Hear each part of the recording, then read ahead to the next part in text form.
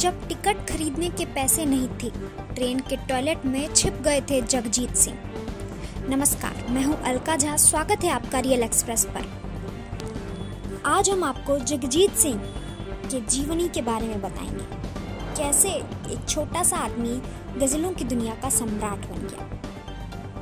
गजल की दुनिया में जगजीत सिंह यूं ही सम्राट नहीं बन गए। एक समय था जब वे पाई पाई के मोहताज थे। जगजीत सिंह जब पहली बार मुंबई गए तो उनके पास थोड़े से भी पैसे नहीं थे, इतने कम कि 7 दिन गुजारा करना भी मुश्किल था। उन्होंने वहां बहुत हाथ पांव मारा और जब कुछ हाथ नहीं लगा तो वापस घर लौटना तय कर लिया। जगजीत सिंह पर लिखी किताब दास्ताने जगजीत में राजेश बादल ने लिखा है कि उनके पास तब रेल टिकट खरीदने तक के पैसे नहीं थे।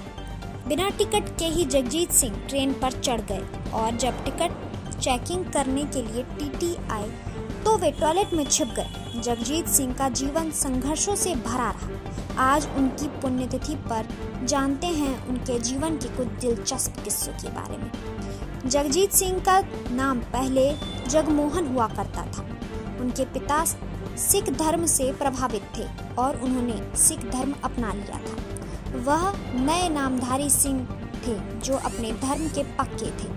वे जगजीत सिंह को संगीत सिखाना और गुरुवाणी का पाठ कराना चाहते थे।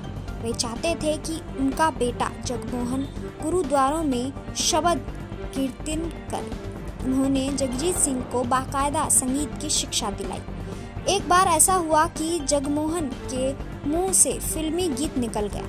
पिता ने उनकी इतनी पिटाई की थी कि जगजीत सिंह को बचाने के लिए उनकी बहन को उनके देह पर गिरना पड़ा।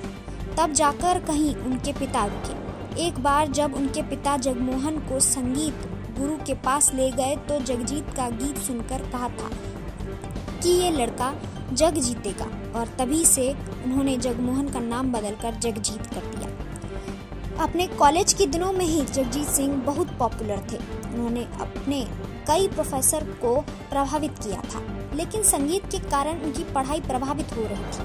ऐसे में प्रोफेसर परीक्षा में उन्हें नकल भी करवा दिया करते थे। एक बार जब जगजीत सिंह के काफी प्रयास के बाद उनका एल्बम रिलीज के लिए तैयार हुआ तो कंपनी ने शर्त रखी कि एल्बम के केवल के लिए उन्हें अपनी दाढ़ी मूंछ कटवानी पड़ेगी। वह जगजीत सिंह के लिए धर्म संकट था, क्योंकि उनके पिता एक नामधारी सिख थे। करियर के लिए जगजीत सिंह इस बात पर भी राजी हो गए। उन्होंने संगीत को प्राथमिकता दी। पिता के गुस्से का खतरा झेलते हुए क्लीन शेव करवा लिया। हालांकि उन्होंने धर्म से कोई समझौता नहीं किया और पक्के धार्मिक बने रहे। जगजीत सिंह के संघर्ष के दिनों में ही उनके जीवन में चित्रा आई। चित्रा भी गायिका थी। वह पहले जगजीत की दोस्त बनी, फिर प्रेमिका और फिर पत्नी भी। गजल की दुनिया में दोनों एक फनकार जोड़ी बनकर उभरे। दोनों की जुगलबंदी खूब फेमस हुई और संगीत प्रेमियों के बीच खूब पसंद की जाने लगी। दोनों को तेजी से काम मिलने लगा। दोनों ने कई हिट एल्बम दिए। इस जोड़ी ने न केवल देश में बल्कि विदेशों में भी खूब नाम कमाया। जगजीत सिंह को हमारा सलाम। ऐसे ही अपडेटेड न्यूज़ के लिए जुड़े रहिए रियल एक्सप्रेस के साथ।